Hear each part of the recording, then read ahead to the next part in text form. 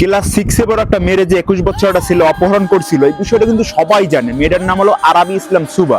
একদম ছোট একটা মেয়ে, 11 বছর মাত্র। এই জিনিসটা বাংলাদেশে সবাই জানার পর খুব প্রতিবাদ করছে। আর সবচেয়ে বড় বিষয় হলো সবাই কিন্তু বেশি টেনশনে ছিল যে এই ছেলেটা মেয়েটা নিয়ে কি করলো, কোথায় নিয়ে গেল। মানে বোঝেনি তো, সবার মাথায় কিন্তু একটা নেগেটিভ চিন্তাই বেশি কাজ করছিল। আর সবচেয়ে বড় বিষয় হলো এই মেয়েটার মা ক্যান্সারের একদম লাস্ট স্টেজে কিন্তু হাসপাতালে ভর্তি। এই বিষয়টা নিয়ে সবাই তো আরো টেনশনে যে আমরাই যদি ওর কেউ কাছের কেউ নাই এত টেনশন করি, মেয়েটার মা বাপ কি পরিমাণ টেনশন করছে। মানে টেনশনে না মেয়েটার মা মরিয়ে যায়, ক্যান্সারের আগে টেনশনে না মরিয়ে যায়।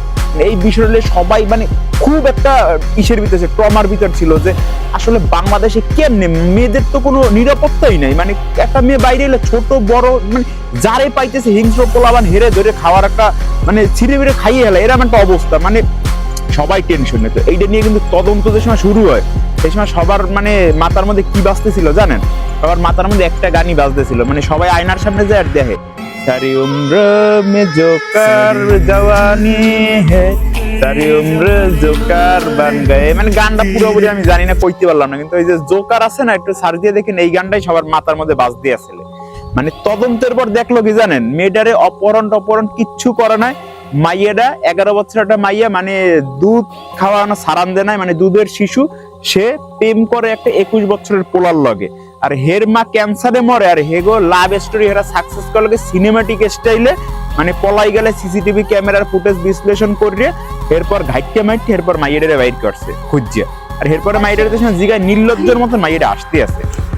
মানে এখন এটার কি কইবেন আপনারা? মানে এই জায়গা বিশ্লেষণ করার মতন কিছুই নেই। যারা এতক্ষণ এই মেয়েটা নিয়ে টেনশন করতেছিল, মানে আতঙ্কে ছিল, এই লোকগুলো কিন্তু হিংস্র ভাবে ফেসবুকে সবাই এই বিরুদ্ধে পোস্ট করতেছে। মানে প্রত্যেকটা মিম গ্রুপে এই মেয়েটা নিয়ে কিন্তু পোস্ট চলতেছে। কারণ স্বাভাবিক, যে কাজ করছে প্রথমে এই তথ্যটা যদি না জানতো সবাই, তাহলে তো সবাই এখনো মানে ওই পোলাটার পিছেই লাগিয়ে থাকতো।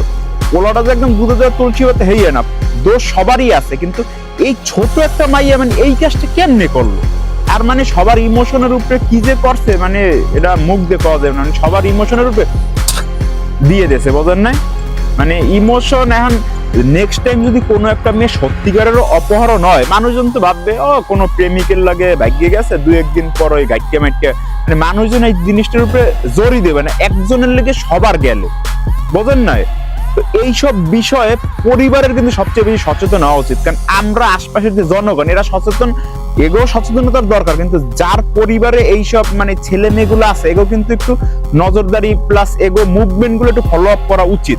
নাইলে এরম অহরহর কাহিনী ঘটতে থাকবে আর সবাই এরম প্রতারিত হইতে থাকবে।